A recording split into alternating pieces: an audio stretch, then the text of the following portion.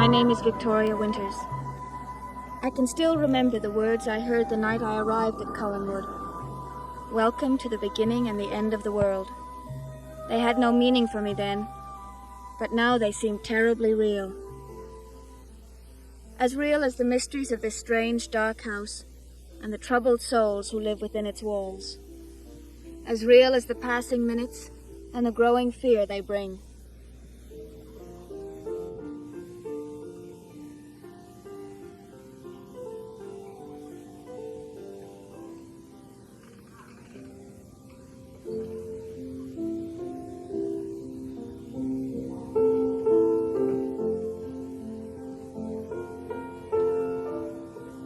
Is this the late concert, Mother? Oh, Carolyn, you startled me. The neighbors have been complaining for hours.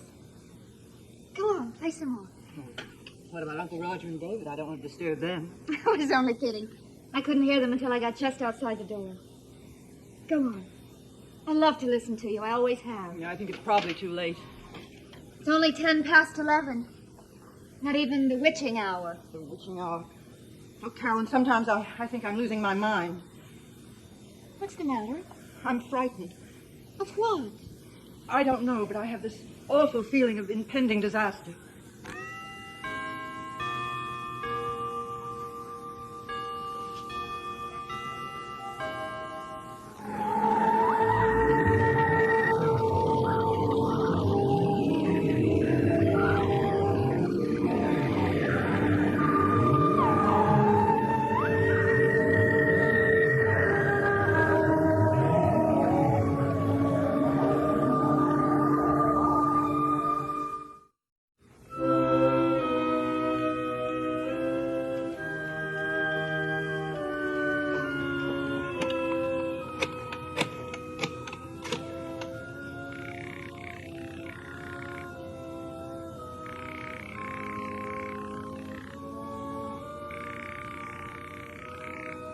Who are you calling? Bill Malloy. At this time of night? Well, didn't answer anyway. Mother, you don't usually make telephone calls at 20 minutes after 11. I wanted to discuss a business matter with you. Does Bill have anything to do with your premonition? Oh, forget what I said before. It was silly of me. Are you afraid something might have happened to him? Well, of course not. Why do you ask that? Because he seemed pretty upset today.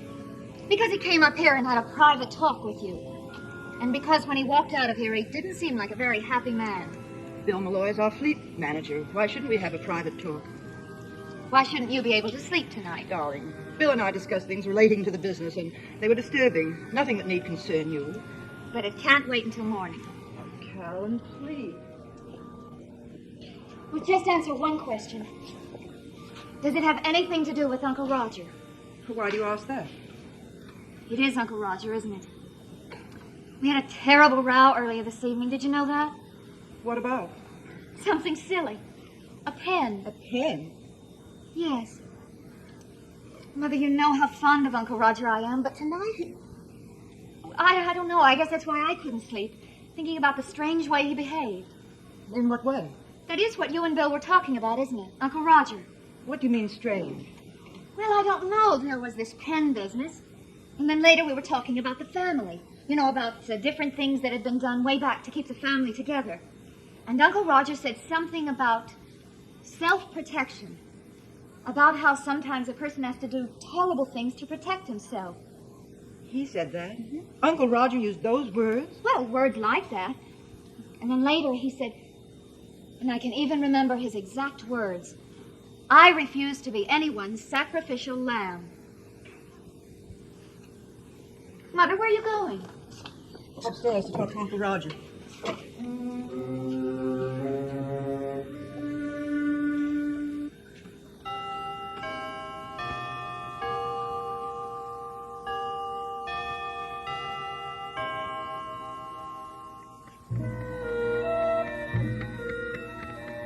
Still no answer?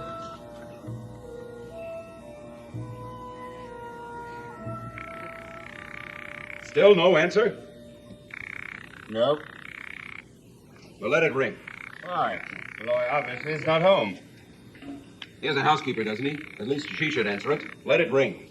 You sure he said he'd be here at 11? That's what he said. Be here at 11 sharp. Isn't that what he said to you, Roger? Well, I suppose he changed his mind. This is a waste of time. He's obviously not there. Look, it's 11:30. If you were going to be here, you would have been here half an hour ago, so let's just forget about the whole thing. Stick around, Sam. Malloy set up this meeting, and he told us to be here. Well, we're here, and we're staying here until he gets here. Unless you want to get into the matter right now. I don't know what he wanted. I see. What about you, Roger? Bill came to my house and asked me to come down here. That's all I know. You're a great pair, aren't you? Well, let me tell you what I know. Malloy said he had some information concerning my manslaughter conviction. Oh, come on, Fred. Now, will you? Who do you think you're talking to? Now, if you're going to be obnoxious... Obnoxious! Look, we've been sitting around here for half an hour talking about the weather and the price of sardines. Well, let's stop sitting around and get down to facts. What facts? 10 years ago, you were a witness at my murder trial. But you knew I was innocent, didn't you? That's not true. And you, Sam? You know something about it, too, don't you? Sorry, Burke, you're wrong. Am I? Bill Malloy wouldn't have asked you over here if he didn't think you were involved. Evans wasn't even at your trial. How could he be involved? I don't know. Suppose you tell me. There's nothing to tell. You're wasting your time, Burke. He didn't answer a couple of minutes ago. Why should he be home now? All right. All right. But if either of you are gone, when I get back here, so help me, I'm coming after you and drag you back. Where are you going? To Bill Malloy's house. I'm going to get him up if I have to break the door down. And remember, be here when I get back.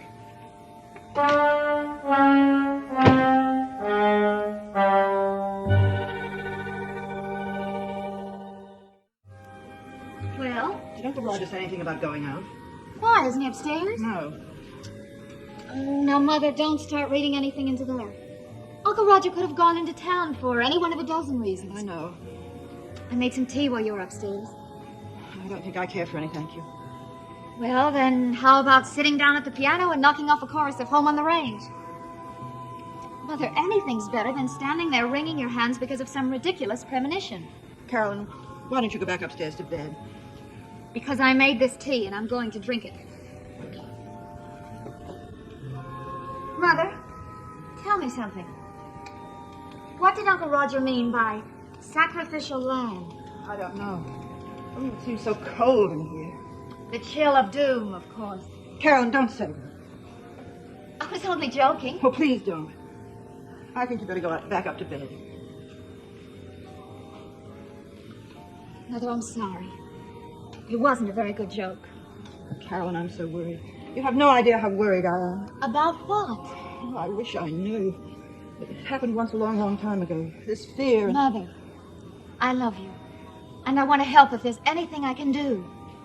Darling, for your own happiness, you can walk out that front door and never look back. That's what you can do for me. I don't want to, Mother. Oh, Karen, why do I feel this way? This is death that walked into this house. Mother, that's silly, and you know it. Did you hear a car pull up?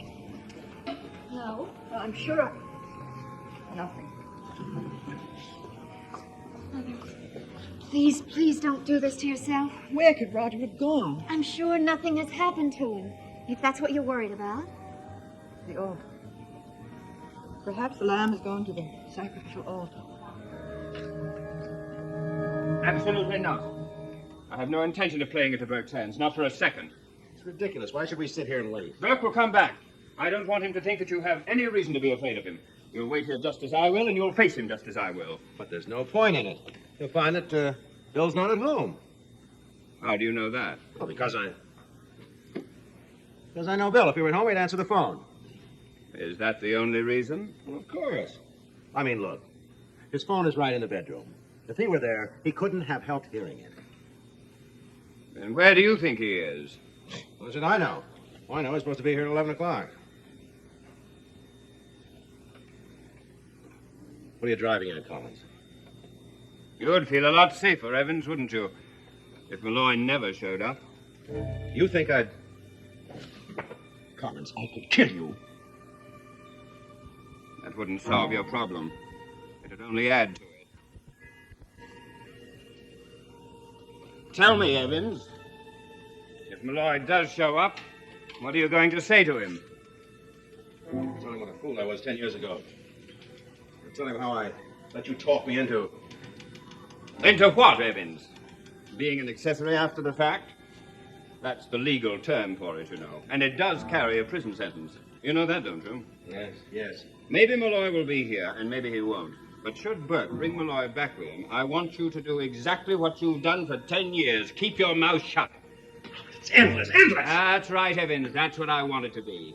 Neither Burke nor Bill Malloy can touch us if we stand together. And that means no statements, no facts, no information. Is that clear?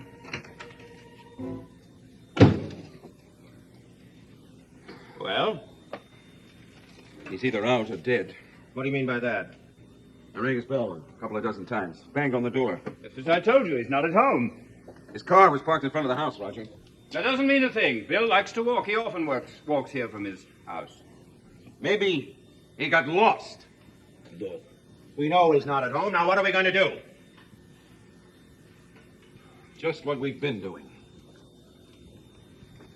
Wait.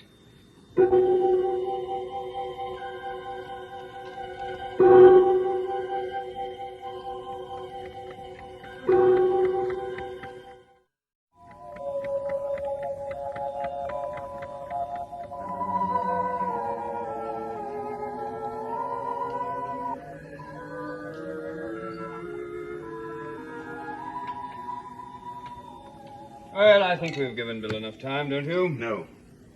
Burke, this is ridiculous. It's almost 12. I'm tired. Don't mind. Let's go. Sit down, Sam. We've been here almost an hour. Well, we'll wait another hour if we have to. Well, maybe you will, but not I. Bill Malloy said he would be here. Then he obviously has realized that there's no point to this big meeting of his. I don't believe that. But I have no intention of sitting here waiting for someone who has apparently decided that there is no basis for whatever charges he intended to make. Then you do know what was on his mind. I know nothing. I only know that I'm going home and to bed. Roger, Malloy knows there's something between you and Evans, and you know it. Do I? Do I indeed? Do you know anything about that? Not a thing. Well, that's it. Unless, of course, Bill chooses to have another meeting of the board. So that's it, is it? Yes. Oh, there's one more thing. Burke, you had lunch today in Bangor with my niece, didn't you? Yes. You gave her a present, didn't you? A present? Yes, I think it was a fountain pen. Oh, yes. Well, Carolyn asked me to return it to you. You see, Burke, there's some people from whom we choose not to accept presents. Forget the pen, Roger. No, I won't forget it. I seem to have left it at home, but I'll find it and I'll return it to you. All right, you find it and you return it to me. And Burke, just stay away from my family. And that includes Carolyn. Have you got your car, Evans? No, I Well, walked. I'll drop you at home. Good night, Burke. Listen, I'm going to try Malloy one more time. Go right ahead. And if you get him, don't hesitate to call me. And Evans, you'll be home, won't you? Yes. You see, Burke, we neither of us have anything to hide.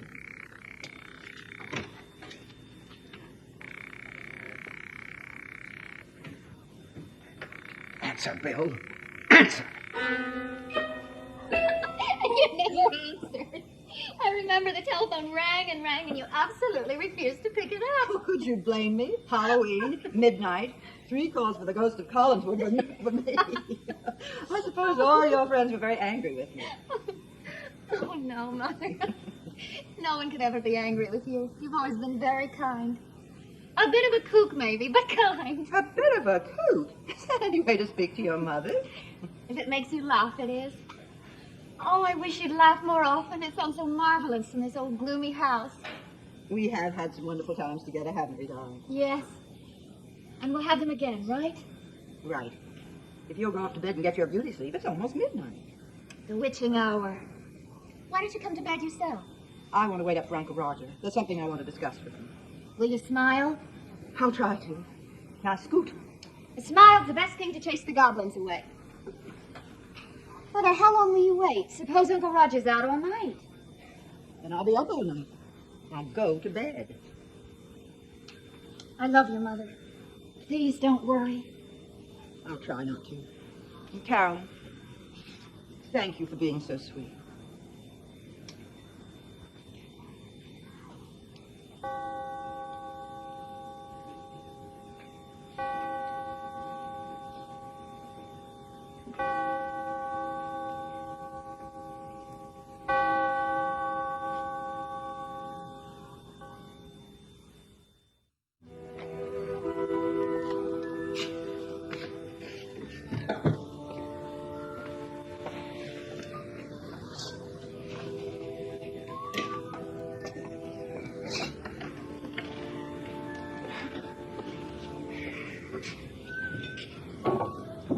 Feeling pretty good, aren't you, Roger? Yes, what are you doing up at this hour of the night? Waiting for you. I thought you'd stop waiting up for me. Care for a nightcap? Where were you tonight? Well, the answer I assume is no. I was at a business meeting. Nothing that need concern you, rather personal, as a matter of fact. Did it have anything to do with Bill Malloy? What makes you ask that? Because I've been trying to reach him all evening. Unsuccessfully, I gather. Yes. He came to see me this afternoon. Did you know that? No. He said some extremely unpleasant things about you. Statements I chose to ignore at the time. But you've had second thoughts. He said you were responsible for the accident that sent Burke Devlin to prison. He said that you knowingly allowed Burke to pay for a crime that you committed. Liz, are you serious? Do you think I'd joke about a thing like this? He said he could prove it, and that's what he intended to do. And did you ask him to bring his proof to you? What I asked him to bring me was not important. What you say to me is. Did he speak to you about this? The last time I saw him was earlier this afternoon. No, he didn't say anything about it. Then you deny his story. Deny it? Deny it? Liz, what do you want me to say? I want you to tell the truth. Were you or were you not responsible for Burke going to prison? Yes, I was. Roger. But not the way you think. I was responsible because I was on the witness stand. I was responsible because I testified against Burke. And every word of my testimony was true. Liz, that's where you'll find the answer. In the jury's verdict, not in the ravings of Bill Malloy. Why would he say all those things? Well, why don't we find out? Let's call him, shall we? I've tried. There's no answer. Well, then we'll try again tomorrow. Arrange for you and me and Bill to sit down together, and I'll answer any questions you put to me. I can't do any more than that, can I? No. Fine. Then you just arrange the meeting, and I'll be there. Now, you'd better go to bed.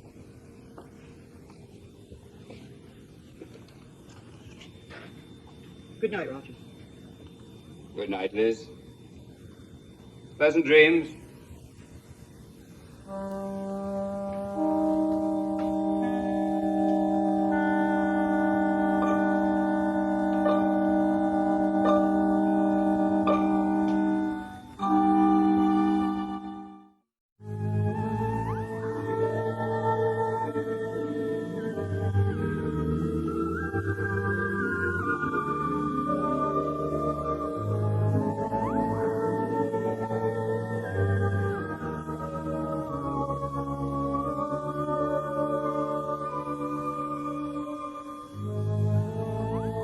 Love on a Rooftop is the delightful comedy about a boy and a girl who start a marriage on a shoestring and set up housekeeping on top of the house. Advance premiere 1 week from tonight in color on ABC.